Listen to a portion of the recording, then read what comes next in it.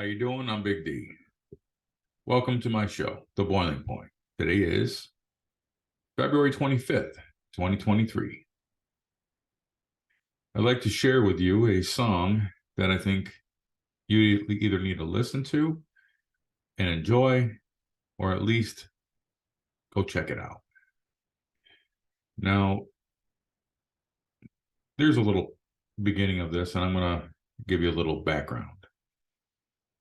We're living like this every night and day is a portion of the lyrics from the song City of Brotherly Love by Philadelphia-based group. On these streets, that expresses the growing sentiment that many are not only feeling but now facing while living in Philadelphia and the city's surrounding neighborhoods. Quite commonly referred to today as the Badlands. As crime continues to rise, citizens, residents, and visitors alike are calling for much-needed citywide intervention. Violence, drug trafficking, addiction, prostitution, hunger, abandoned housing, and the mounting homeless population have populated the streets and are beginning to spill past the city limits. Many say the city is in crisis and needs rescuing. Areas within the city appear to be in the news almost daily. A once thriving region is now riddled with questions of why, neglect, and despair. City of Brotherly Love gives a small glimpse into that world, depicting life on the streets from the perspective of those living it. It's a subtle, silent cry for help that those who have the power to make changes but choose to ignore the real needs in their own backyards of their very communities. Excuse me, my allergies are kicking in. City of Brotherly Love is a haunting, acoustical interlude that brings the all too real story to the forefront, waving the flag of redemption for a community that is still willing to fight to stay alive. For more about these streets, please visit our webpage, facebook.com/profile.php ?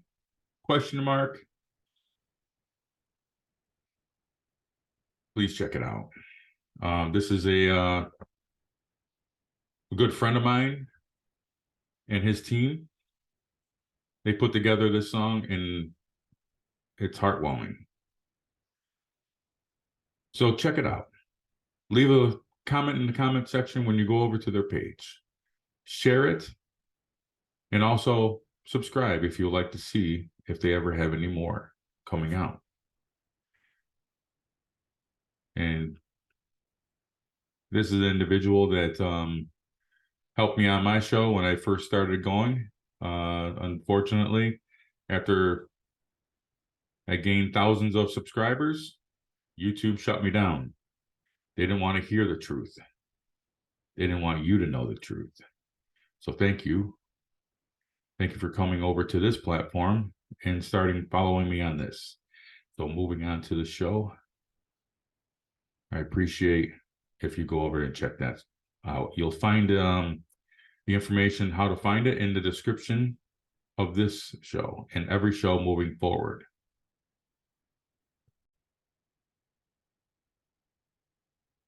So I'm sure if you were following the 2020 midterm elections that you'll know who now is so-called Senator John Fetterman, Democrat from Pennsylvania. He somehow won the seat, which is, everybody knows, has been stolen. There's no way. This individual who his attire would give you everything you need to know, let alone how he speaks to the public, how he would not debate and can't put a sentence together. And everybody knew that there was something wrong with John Fetterman. As you can see here, John Fetterman Well, he was hospitalized. He's not able to care for himself, but he was so-called elected into the Senate.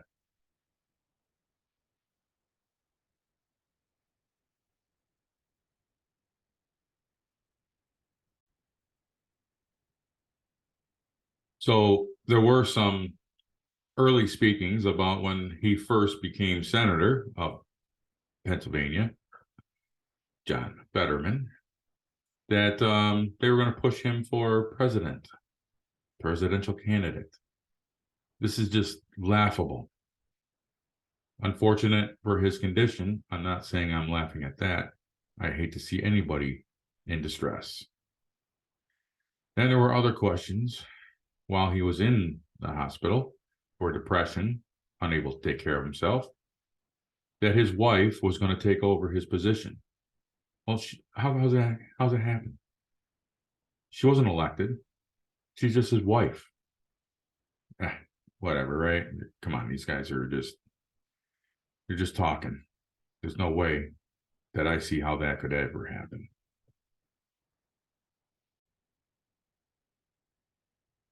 But John Fetterman is much worse than he, his wife, and his staff are telling the public. It is only through widespread leaks to the media that the public learns the truth, and that is only after events prove the lies. He has a bad heart, which wasn't disclosed until his debilitating stroke last May. The stroke was much worse than his campaign led on, until his debate in late October, where he battled depression all his life. But that wasn't disclosed until 10 days ago, when he was hospitalized for clinical depression.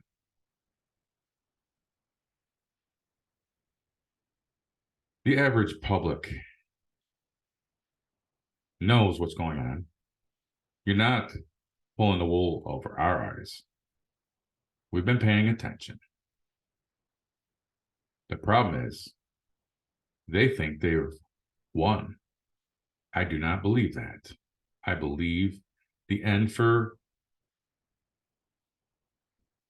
individuals like this. I'm not going to label them, but this is going to end. And I do hope it's soon, but I do believe it will end. House Republicans are launching an investigation into Transportation Secretary Pete Buttigieg. Response to the train derailment disaster in East Palestine, Ohio. It was weeks before you heard anything from this tool. But this administration put the proper individuals in place in their administration, the ones they knew were going to fail. They wanted them to fail. You'll find out soon enough, if you don't believe it now. These agendas that the NWO, the New World Order, has put forth. And I wouldn't be doing this show if I didn't think they were going to be stopped. I am putting the word out myself, and I'm giving you the information that maybe you might start to believe, if you don't already. I know most of my subscribers, they believe something could possibly happen. But without things happening, they're still skeptical. But I still think deep down, they're believing that we might have some kind of justification. Accountability for this trash like this guy. So the Committee on Oversight and Accountability sent a letter to Buttigieg on Friday detailing their concerns and demanding an explanation for the Department of Transportation's leadership apathy in the face of this emergency. The Committee on Oversight and Accountability is investigating the ongoing crisis that began February 3rd, 2023 in East Palestine, Ohio. The letter began. A Norfolk Southern freight train derailment and the ensuing response released released highly toxic chemicals into the water, air, and soil, forcing residents of East Palestine to evacuate. Buttigieg did not visit East Palestine until 20 days after the derailment. Joe Biden has not announced any plans or intervention to visit. Remember, in the very beginning, the government wasn't going to do anything. Donald J. Trump, the real president, and if you've seen the executive orders, still is our president. Those executive orders allowed him to stay. And that's why President Trump flew in to the airport on the day he left. I think this is just because of optics. He had to leave. The average public cannot know. But if you listen to me, you're going to know. He is still our president. What did he perceive when he flew into the airport on Marine One?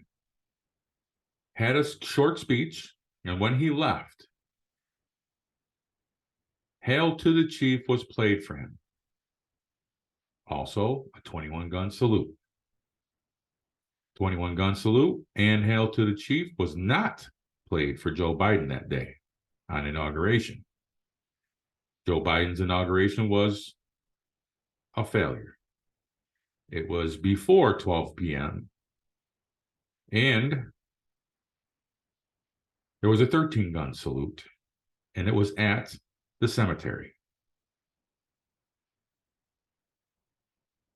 And I believe the song that was played for Joe Biden was Honors March. Something that Trump came out with, one of his executive orders before he left office, provided the details of why he is still our president. And I may have those details coming up soon. Which executive order, what numbers, etc. So just as soon as our president, Donald J. Trump, made it clear to the public that he is going to visit East Palestine, Ohio, he did exactly what he said, and he brought food and water and supplies.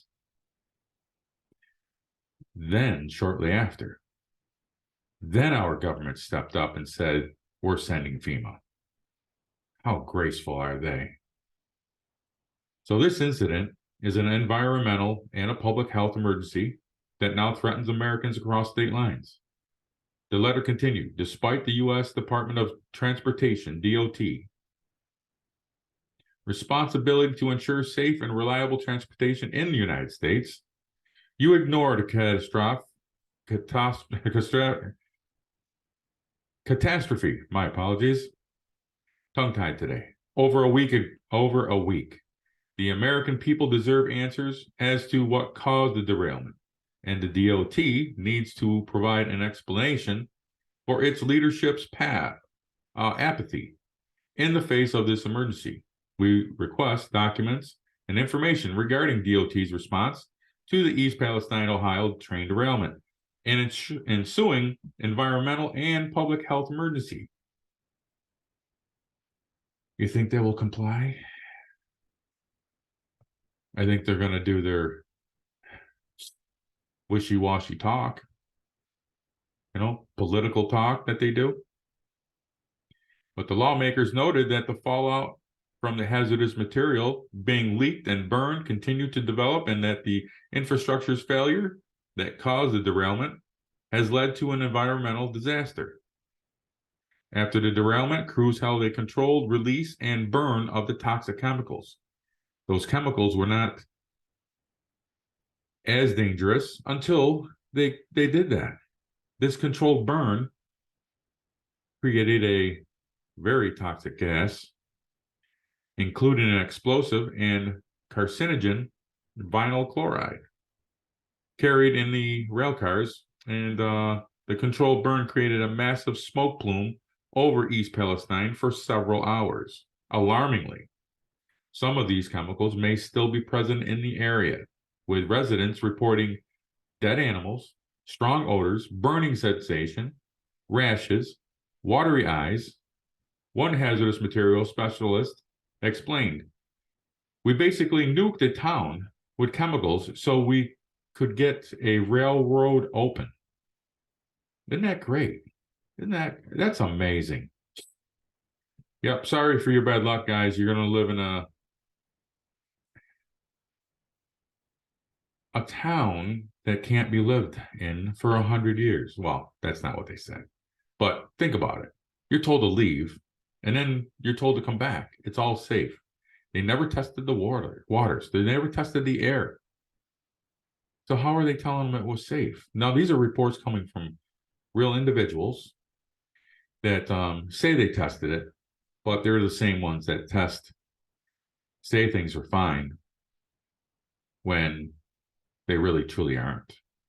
If you've seen one of my shows not far ago, probably maybe a few days to a week ago, it shows an individual who was a reporter showing a creek bed, scraping the bottom of the creek bed and oil just oozing to the top, or at least like an oily residue. If that's safe, and with all these animals dying, you're allowed to go back, that doesn't sound like it's a good thing.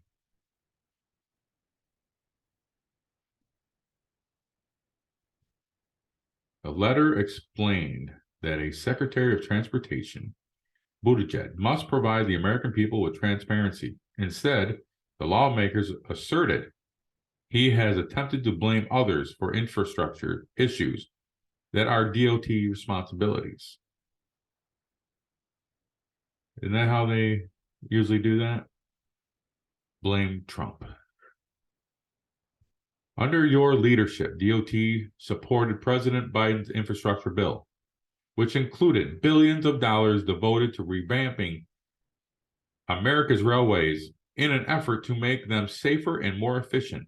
This is what the letter says. Yet America now faces one transportation largest failures, even while DOT seems to not lack available funds. In America, over 1,000 trains derailed every year. And if you've been watching, there's been many before this and many after this.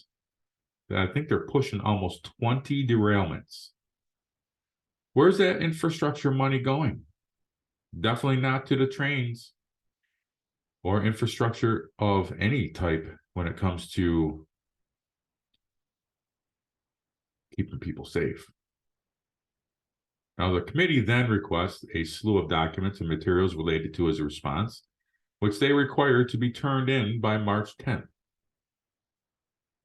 I think with the digital era, these documents could have been given in hours.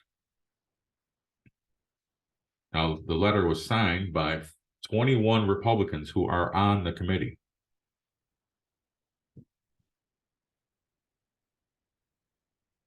We will keep an eye on this one.